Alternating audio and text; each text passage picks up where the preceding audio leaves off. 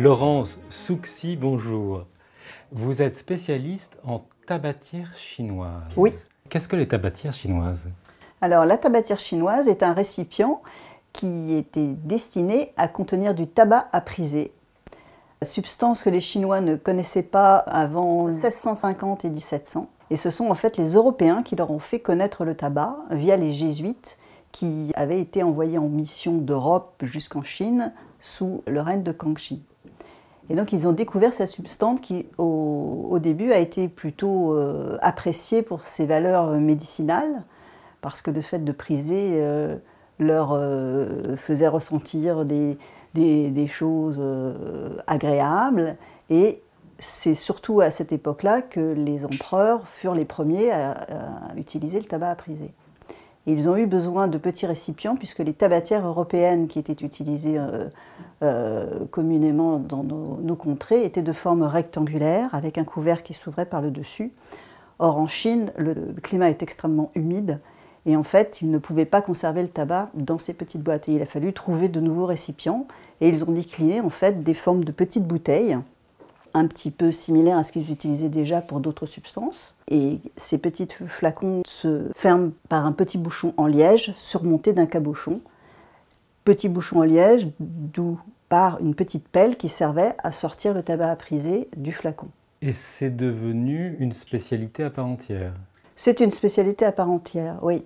En fait, les tabatières ont toujours été collectionnées, même par les Chinois, au cours du XVIIIe, à l'époque où déjà ils s'en servaient, elles étaient déjà collectionnées. Elles ont continué à être collectionnées au XIXe en Chine et à la fin du XIXe par des Européens qui ont découvert, quand la Chine s'est un petit peu ouverte, ont découvert ces objets. Les plus grosses collections des musées actuels en Europe, que ce soit en Angleterre, en Suisse, à la Fondation Bor par exemple, ou en France à Guimet avec la collection Grandidier, ces collections ont été constituées entre 1880 et 1930. Donc c'est un objet qui a toujours été collectionné et qui est toujours très actif, sachant néanmoins que les premiers collectionneurs l'ont fait de façon totalement empirique, parce qu'il n'y avait pas d'écrit sur ces objets. Les premières recherches réellement sérieuses datent des années 1960 et ont été débutées par un collectionneur et marchand anglais qui s'appelle Hugh Moss, qui est le premier vraiment à avoir fait des recherches, réussi à distinguer les tabatières intéressantes, à étudier les marques, à étudier les formes, à étudier les sujets. Donc au point de vue de la collection, comme on l'entend aujourd'hui, avec documentation, ça fait, je dirais, 80 ans. C'est assez récent. C'est assez récent, effectivement. En fait, les Chinois n'ont quasiment pas d'archives par rapport à la production des tabatières, qui est quand même assez courte, puisqu'en fait, on a 2 siècles de collection. Parce que les premières tabatières, ça débute dans les années 1690, n'est-ce pas? Et ça s'arrête en tant que vraie tabatière destinée à contenir du tabac au début du XXe siècle, sachant que la cigarette va supplanter la prise. Donc en fait, la tabatière, c'est 2 siècles, ce qui est extrêmement court par rapport à l'archive en général, qui s'étend sur des millénaires. Donc en fait, c'est une sorte de microcosme et de matière et de sujet sur une période très courte. Si vous aviez à conseiller un collectionneur débutant ou un néophyte, quelles sont les caractéristiques d'une belle ou bonne tabatière? Alors déjà, la première chose, c'est qu'une tabatière doit déjà très bien tenir dans la main, parce que c'était un objet qui était destiné à être manipulé et à être transporté avec soi, donc dans les manches des vêtements, à être posé sur des petites tables, certes, mais c'était surtout un objet qu'on transportait. Donc une tabatière, elle doit parfaitement tenir dans une main. Donc ça, c'est très très important. Et l'usure est parfois une très bonne détermination pour une ancienneté, par exemple. C'est-à-dire qu'une tabatière qui ne tient pas bien dans la main ou qui accroche, on peut se dire que déjà, là, il y a quelque chose qui ne va pas. Donc, premier critère, une tabatière doit vraiment bien tenir dans une main. Second critère, elle doit être très bien évidée. Parce qu'une tabatière est faite pour contenir le tabac. Et les tabatières qui sont faites ou pour tromper, ou qui sont de mauvaise qualité, ou qui ont même été faites pour des touristes, même au début du XXe siècle, d'une façon générale, ne sont quasiment pas évidé, parce que l'évidage est un travail difficile selon les matières, comme par exemple pour le jade.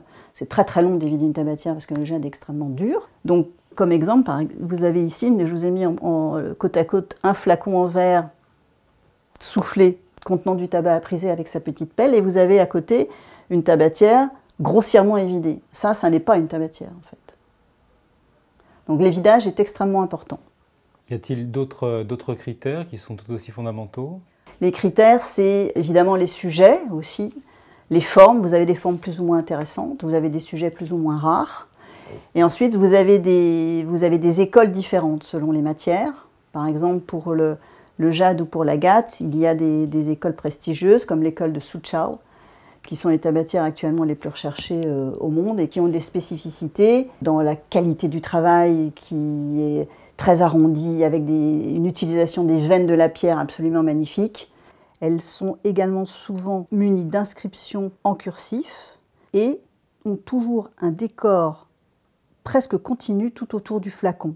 Et les grands collectionneurs ont en général au moins une pièce de Sucha dans leur collection en jade ou en agate, sachant qu'il n'y a aucune autre matière qui a été travaillée par l'école de Sucha. Ce sont des pièces très goût chinois, avec aussi souvent des rébus dans les décors pour souhaiter longévité, bonheur ou progression ou promotion dans leur vie professionnelle. Ça, ce sont les tabatières des plus intéressantes, mais ça évidemment pour un débutant, financièrement, ça semble très difficile parce que ce sont des tabatières qui peuvent valoir très très cher. Donc je dirais plutôt pour un débutant, déjà, à partir du moment où il a réussi à déterminer que la tabatière était ancienne, et surtout il faut acheter ce qui lui plaît. C'est vraiment la première chose que je conseille aux jeunes collectionneurs. J'ai constaté souvent que les gens commençaient ou par les porcelaines, parce que la porcelaine, à l'œil, est assez attractif.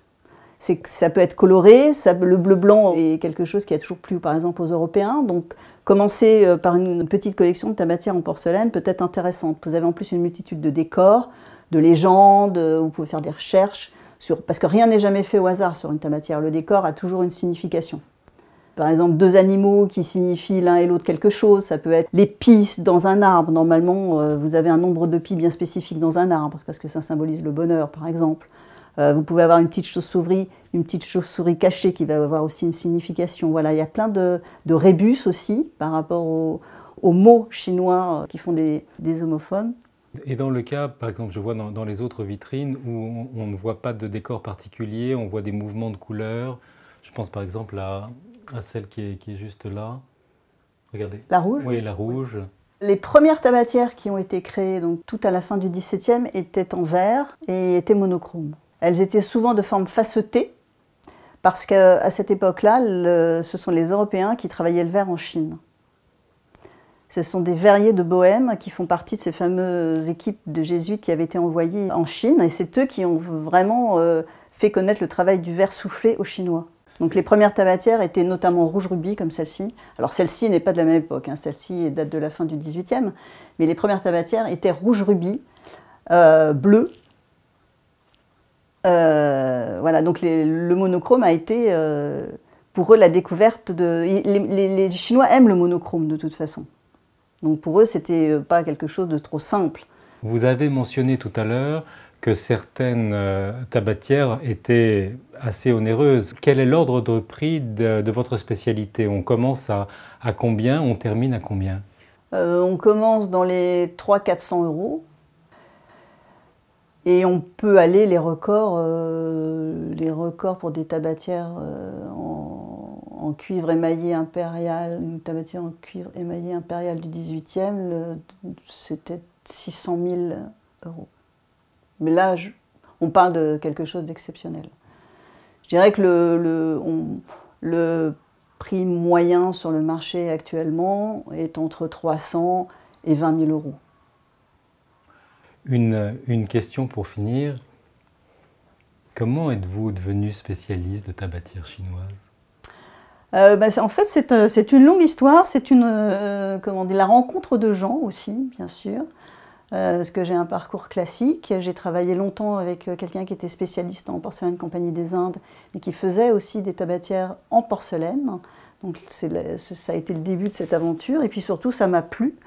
Et au fur et à mesure, ça m'a intéressée. Toutes les documentations à l'époque, les livres étaient en anglais, donc il a fallu se plonger dans tous ces ouvrages, notamment les ouvrages dont je vous parlais au début. Et puis après, c'est devenu en fait une passion personnelle, je dirais. Voilà, si je n'étais pas expert, je serais certainement collectionneuse. Voilà. Laurence, merci beaucoup. Je vous en prie.